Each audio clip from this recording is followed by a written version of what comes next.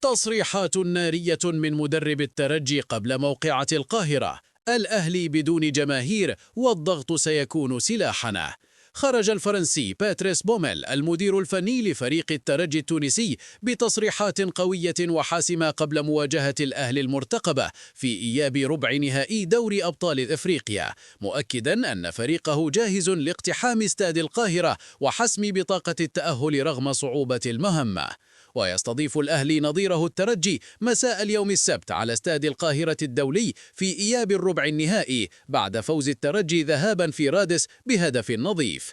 بوميل: المباراة نهائي مبكر والأهلي سيلعب تحت الضغط. في المؤتمر الصحفي الذي عقده عشية المباراة تحدث بوميل عن أهمية المواجهة واصفا إياها بأنها نهائي مبكر بين عملاقين إفريقيين.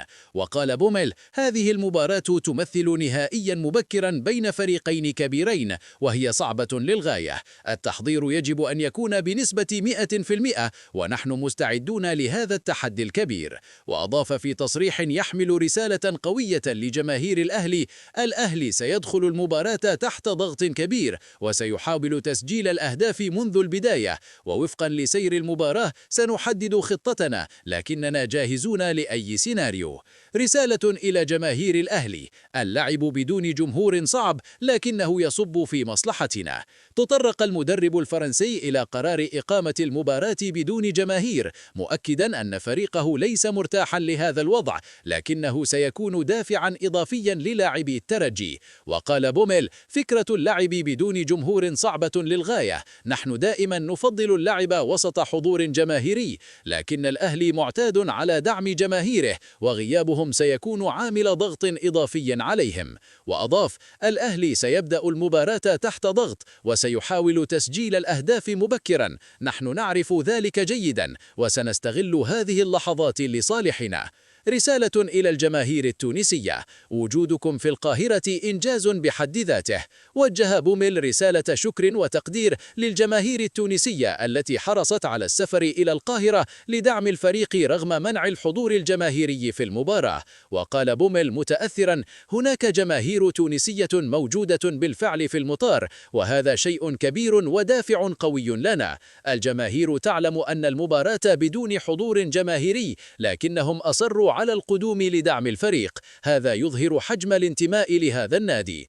هدفنا التأهل في القاهرة وسنكون شجعان. لم يخفي بوميل طموحه في حسم التأهل من القاهرة، مؤكدا أن فريقه لن يلعب للدفاع عن تقدمه بل سيسعى لتحقيق الفوز.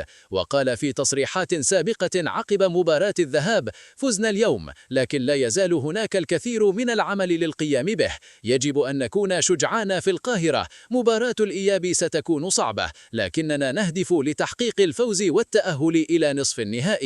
وأضاف: احتفالاتنا ستكون متواضعة لأن المهمة لم تنتهي بعد، اللاعبون قدموا مباراة جيدة والآن يجب أن نحافظ على تركيزنا للقادم. وقال في النهاية: نحن نمثل الترجي والعمل الجماعي هو مفتاح النجاح. شدد بوميل على أن قوة فريقه تكمن في العمل الجماعي وليس الأفراد، مؤكدا أن الروح الجماعية هي ما ستحقق الحلم. وقال: أنا أمثل نادي الترجي لذلك العمل هنا أكثر جماعية من كونه فرديا، لدينا مجموعة رائعة من اللاعبين والجميع يعمل من أجل هدف واحد: التأهل إلى نصف النهائي.